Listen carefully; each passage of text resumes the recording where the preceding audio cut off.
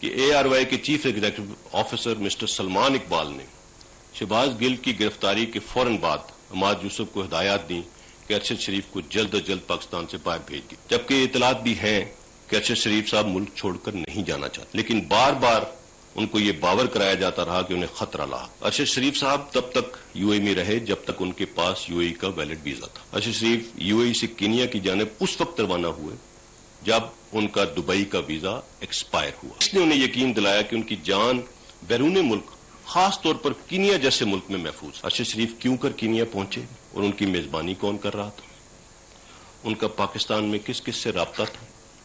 अरशद शरीफ की वफात से मुंसलिक किरदार वकार अहमद और खुर्रम अहमद कौन है? उनका अरशद से क्या रिश्ता था? क्या अरशद उन्हें पहले से जानते थे या किसी ने यह राब्ता इस्तवार कराया? अरशद शरीफ की वफात एक दूर अफ्तादा इलाके में हुई और केनिया पुलिस ने तो उन्हें पहचाना ही नहीं था, तो उनकी वफात की खबर सबसे पहले किसने और किसको दी? केनिया की पुलिस और हुकूमत ने इस केस में अपनी गलती को तस्लीम किया है, लेकिन देखना यह है कि क्या ये वाकई एक मिस्टेकन आइडेंटिटी का वाकया था या टारगेट के। इस अफसोसनाक वाकये की साफ, शफाफ और गैर जानिबदार तहकीकात बहुत जरूरी। तमाम हालात व वाकयात में ARY के chief executive officer Salman Iqbal साहब का जिक्र बार बार आता है, लिहाजा उन्हें पाकिस्तान वापस लाया जाना चाहिए और शामिल तफ्तीश करना चाहिए। अरशद शरीफ के पाकिस्तान में को भी खतरो न हो केस बाहर मोकिलींदड़ सलमान इकबाल के ॾे आणे जांच में शामिल कयो वञे। DG ISPR लेफ्टिनेंट जनरल बाबर इफ्तिखार चयो आहे त शहबाज गिल जी गिरफ़्तारी बाद अरशद शरीफ के बाहर मोकिलियो वियो। अरशद शरीफ जे क़त्ल ते कूड़ो बयान जोड़े इदारे के बदनाम कयो पियो वञे। असां खां ग़लती थी सघे थी पर असां साज़िशी गद्दार ऐं कातिल नथा थी सघूं। अरशद शरीफ के थ्रेट अलर्ट KP हुकूमत पारां ॾिनो वियो। परॾे वञण में भी KP जे वॾे वज़ीर जे अमले अरशद शरीफ जी मदद कई। UAE में अरशद शरीफ कंहिं वटि तरसियल हो, कैसे कीनिया कंहिं मोकिलियो, शफ़ाफ़ जांच थियणु घुर्जे।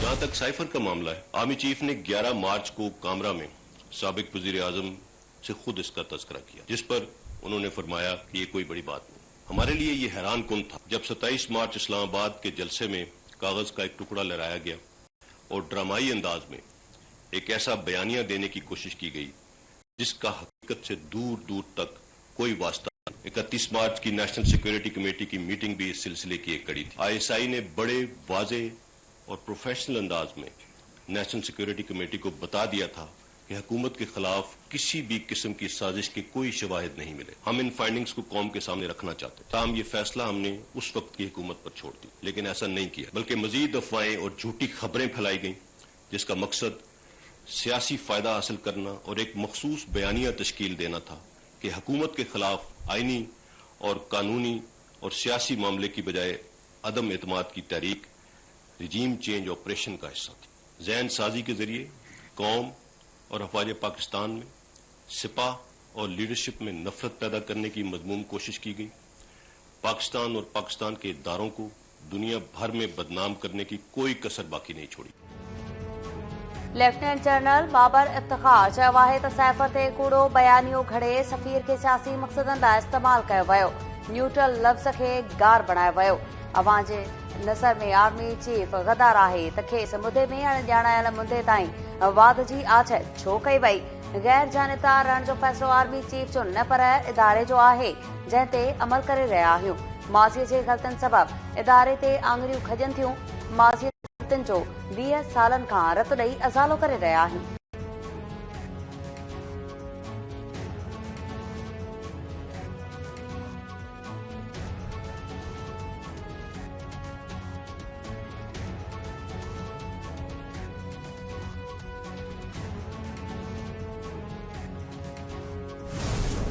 मार्च के महीने में आर्मी चीफ को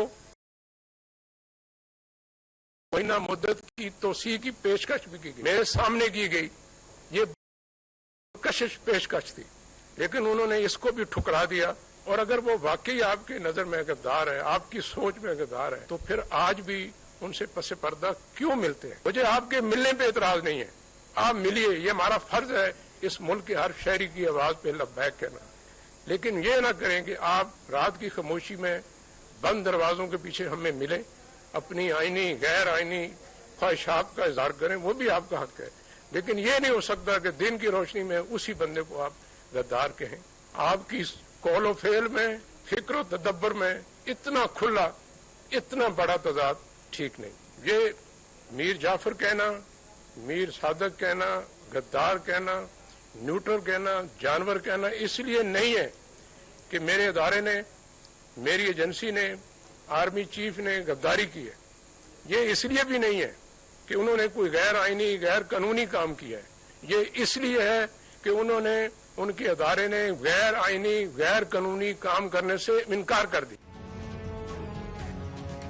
अॻूणे वज़ीर आज़म हुकूमत बचाइण लाइ मार्च में आर्मी चीफ खे अणॼातल मुदे ताईं वाह ॾियण जी आछ कई। DGISI जो इंकशाफ। DGISI चयो आहे त राति जो ॻुझियूं मुलाक़ातूं करे ॾींहं जो गद्दार सॾण वारो अमल दुरुस्त न आहे। जेकॾहिं अव्हां जो सिपह सालार गद्दार आहे त अव्हां उनखे एक्सटेंशन छो ॾिनो हो? कूड़ सां फितने ऐं फसाद जो ख़तरो हुजे थो त सच खे ख़ामोश न रहणु घुर्जे। इदारे जे जवाननि ते कूड़नि बयाननि जो जवाब ॾियण लाइ हिते आयो आहियां। सदर वटि थियल मुलाक़ातनि जो को बि नतीजो न निकितो। असां मशवरो ॾिनो हो त अव्हां खे जेको करणो आहे आइन मूजिब कयो।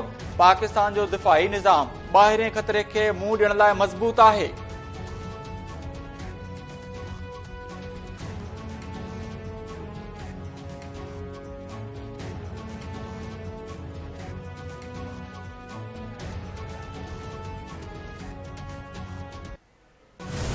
पाकिस्तान का आइन अपने शहरियों को बुनियादी हकूक की गारंटी देते हैं और उन हकूक में एक हक एहतजाज करने का भी है। लिहाजा हमें किसी के लॉन्ग मार्च से, धरने से, एहतजाज से कोई इख्तलाफ नहीं करना चाहिए। जो आर्मी चीफ साहब ने कहा वो बात बिल्कुल ठीक है। वो किसी को ये इजाजत नहीं देंगे कि पाकिस्तान में सियासी या इक्तिसादी अदम इस्तेकाम पाकिस्तान में सियासी ऐं मुआशी अदम इस्तेहकाम पैदा करण जी कंहिंखे बि इजाज़त न ॾिनी वेंदी।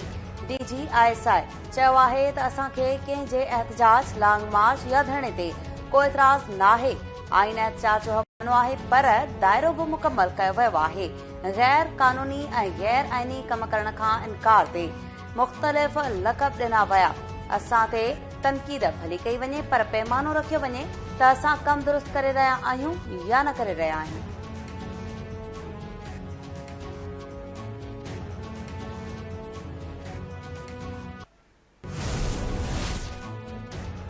अरशद शरीफ जे क़त्ल जा पेरा इमरान खान ऐं सलमान ॾांहुं वञनि था।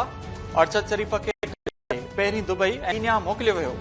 घरू वज़ीर राणा सनाउल्लाह चयो आहे त अरशद शरीफ वाक़े जी जांच लाइ खुरम ऐं वकालत जो किरदारु साम्हूं आयो आहे। कीनिया में मौजूद फार्म हाउस जे मालिक बाबति बि जांच करे रहिया आहियूं। तहरीक इंसाफ़ खे लॉन्ग मार्च लाइ लाश घुर्बल आहिनि। इमरान कूड़ ॻाल्हाए नौजवाननि खे गुमराह करे रहियो आहे। फसादी मार्च जी इजाज़त न ॾिनी वेंदी।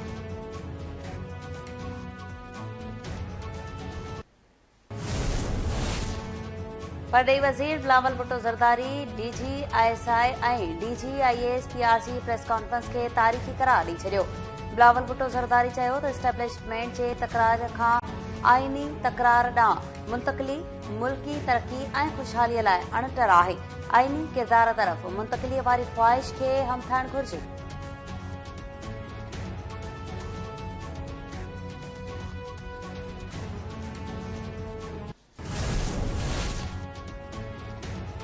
सूबाई वज़ीर नासिर शाह PTI अॻवान फैसल वावड़ा खे सचो पाकिस्तानी करार ॾेई छॾियो।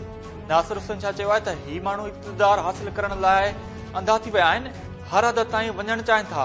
इदारनि खे गैर आइनी मुदाख़लत करण ते तनक़ीद जो निशानो बणाए पियो वञे। अरशद शरीफ जे क़त्ल बाबति वधीक हक़ीक़तूं अॻिते हली साम्हूं ईंदियूं। सूबाई वज़ीर सईद गनी चयो त इमरान खान मुल्की सिक्योरिटी लाइ वॾो ख़तरो आहे। इमरान जी समूरे ड्रामे खे हाणे क़ौम सम्झी वई आहे।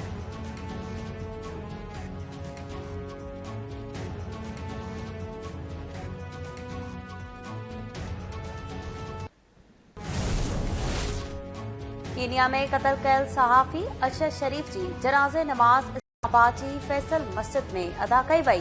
तदफीन मक़ामी कब्रिस्तान में थींदी।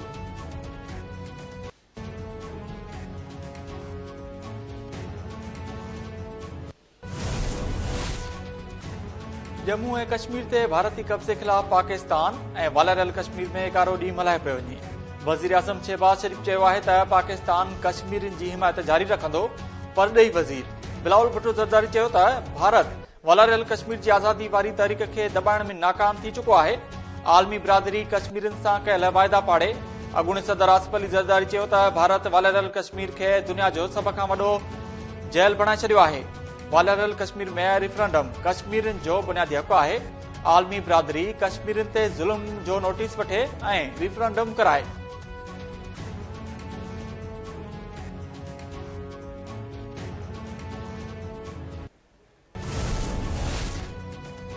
जम्मू ऐं कश्मीर ते भारतीय कब्ज़े खे 74 साल मुकमल थियण ते सिंध समेत समूरे मुल्क में रैलियूं। कराचीअ में पीपल्स सेक्रेटेरिएट खां मज़ार क़ाइद ताईं रैली कढी वई। इस्लामाबाद में मुमलिकती वज़ीर हिना रबानी खर जी अॻवाणीअ में रैली कढी वई। हिना रबानी खर चयो आहे त आलमी बिरादरी कश्मीरियुनि सां कयल वादा पाड़े।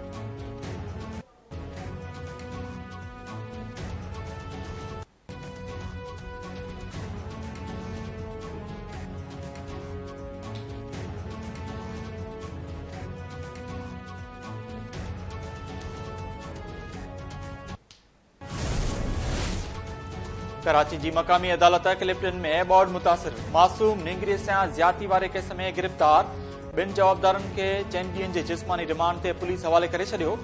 DIG ॾखण इरफान बलोच ऐं SSP चीफ जस्टिस आॾो पेश। निंगरी सां ज्यादती केस जी रिपोर्ट पेश कई वई। चीफ जस्टिस पारां इत्मीनान जो इज़हार।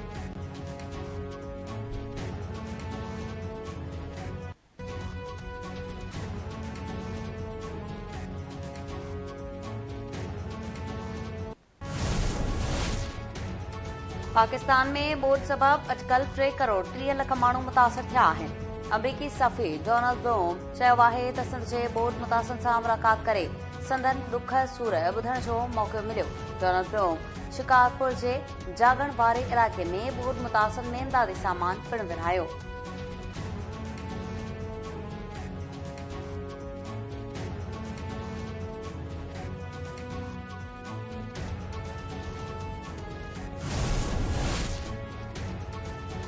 सिंध हाई कोर्ट समूरनि शहरनि में बीठल पाणी 1 महीने अंदर नेकाल करण जो हुकुम ॾेई छॾियो।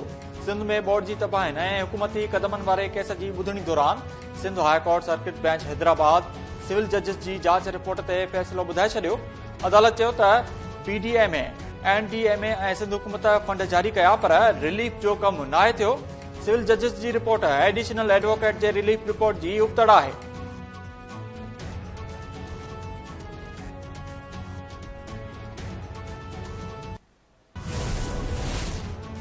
सिंध जे ॿोॾ मुतासिर इलाइक़नि मां पाणी निकाल न थी सघियो। मुतासिरनि जे अहंजनि में वाध मुख़्तलिफ़ शहरनि में ॿोॾ मुतासिरनि जा मुज़ाहिरा।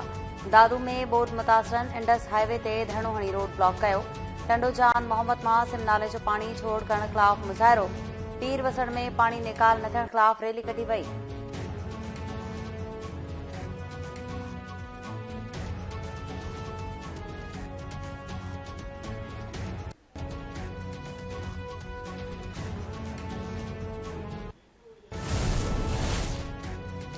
चूंडको में मुबैना तौर पसंद जे पाणी लाइ घरां निकितल नारी जे वारसनि जो इल्ज़ाम ठाहियल बिरादरी जे घरनि ते हमिलो।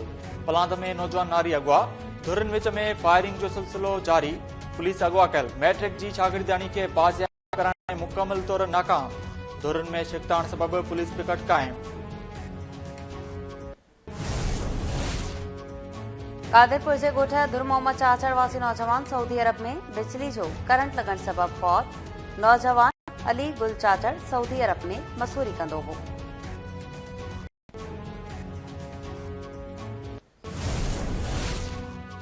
T20 वर्ल्ड कप जी मैच में ॾखण अफ्रीका बांग्लादेश खे 104 रन्सुनि तां शिकस्त ॾेई छॾी। ग्रुप 2 जी ॿी मैच में भारत नेदरलैंड खे 180 रन्सुनि जो टारगेट ॾेई छॾियो। पाकिस्तान जो अॼु ॿी मैच में मुक़ाबलो ज़िम्बाब्वे सां थींदो। मैच शाम 4 वॻे शुरू थींदी। क़ौमी टीम में हिक तब्दीली जो इम्कान।